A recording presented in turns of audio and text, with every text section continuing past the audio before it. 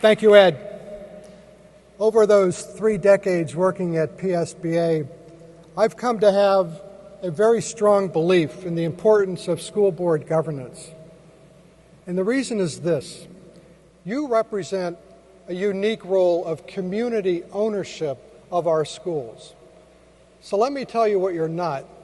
You are not a special interest group. You are public officials who represent the public's interest in public education.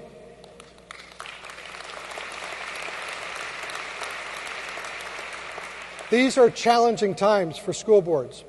State and federal governments are making decisions that really should be made at the local school board table. Some special interests wish to privatize our education system. And frankly, many of those who push that agenda have a very good reason for doing so. They stand to make a lot of money. We must stand up to those who seek to sell off our public schools and feather their own nests.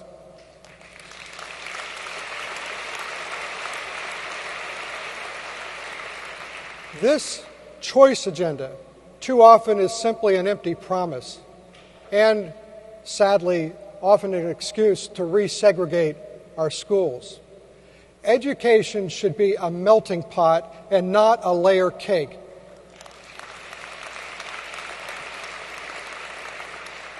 Because this system is the greatest hope for a strong democracy, NSBA is taking this challenge very seriously, and we are moving aggressively to address it. During this conference, you're going to be hearing about the new NSBA, and there's a lot of information on our website, and you can pick up materials at our booth on the exhibit floor. But here's the short version. NSBA intends to make its presence felt in our services to state school boards associations, including, of course, our continuing efforts to promote student achievement, and in our advocacy for public education, in the Congress, in the courts, in the media, in the public arena. We will continue to play a strong defense, but we're also going on offense to help elevate the agenda. And wouldn't this be nice? To make others respond to us as leaders in the education community in this country.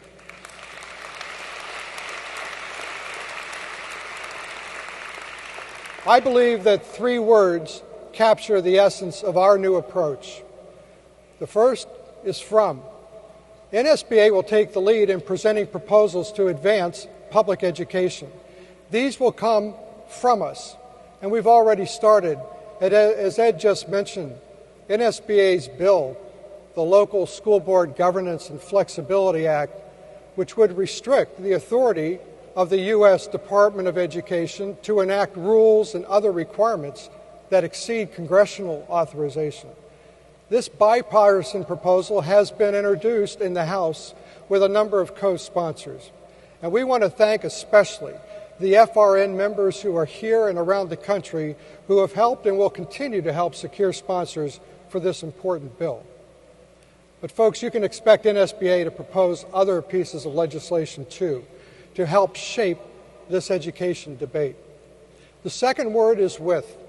NSBA will work with partners in our advocacy work. And for example, as Ed just mentioned, that bill concerning the Department of Education has earned the endorsement of AASA, and we are very grateful for that. So we will continue to work with the education community whenever and wherever we can. And I might add, we'll look for unlikely allies too. And finally, the third word is through. We will take on those who have an agenda that's contrary to ours. We will make our presence felt. Now, we may not win every battle, but our opponents will know they have to come through us to get their ideas considered. So there it is. Our goal is to ensure that education policy in this country will come from us, with us, or through us. One way or the other, NSBA will be at the center of the action.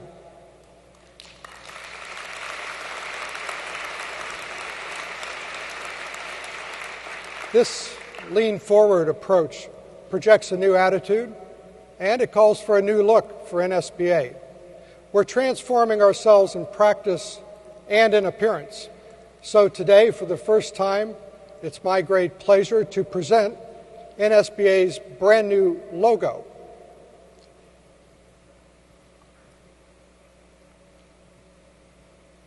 There it is.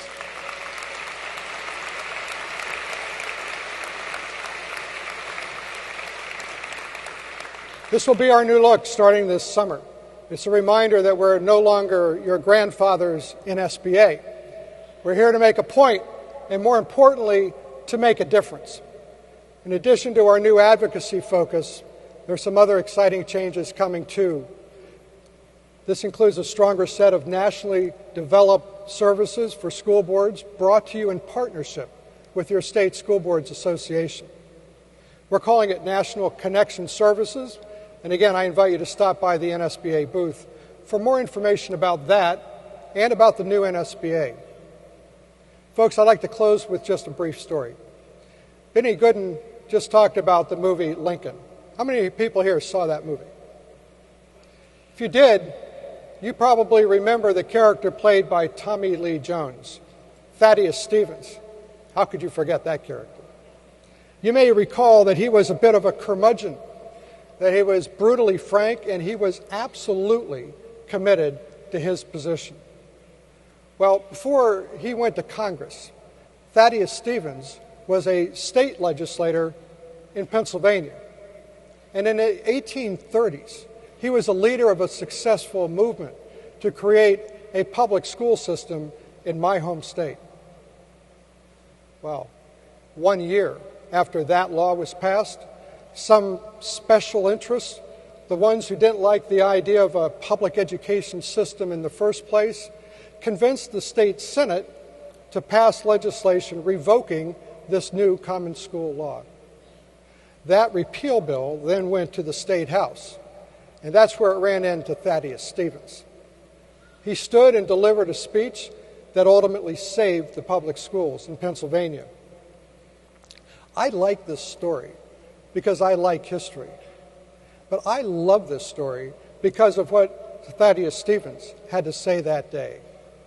He said, if an elective republic is to endure for any great length of time, every elector must have sufficient information, not only to accumulate wealth and take care of his pecuniary concerns, but to direct wisely the legislature, the ambassadors, and the executive of the nation. For some of all these things falls to every free man, and I'm sure if he were here today, he would say free woman. If then the permanence of government depends upon some knowledge, it is the duty of the government to see that the means of information is diffused to every citizen. And then Stevens said, this is a sufficient answer to those who deem education a private and not a public duty, or who argue that they are willing to educate their own children, but not their neighbors' children.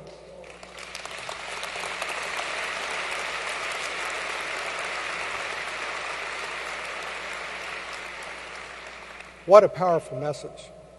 Our form of government depends on all citizens being well educated.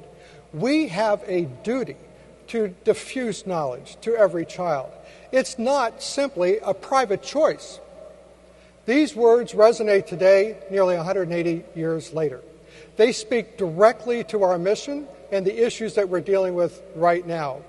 They remind us that there always have been opponents of a strong public education system for all children.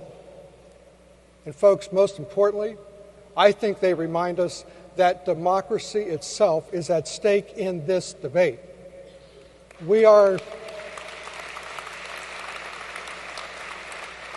in this together, and we must stand together. Your national and state school boards associations are working to meet this challenge. So I have just one question for you. Are you with us? Will you stand up for public education in this country?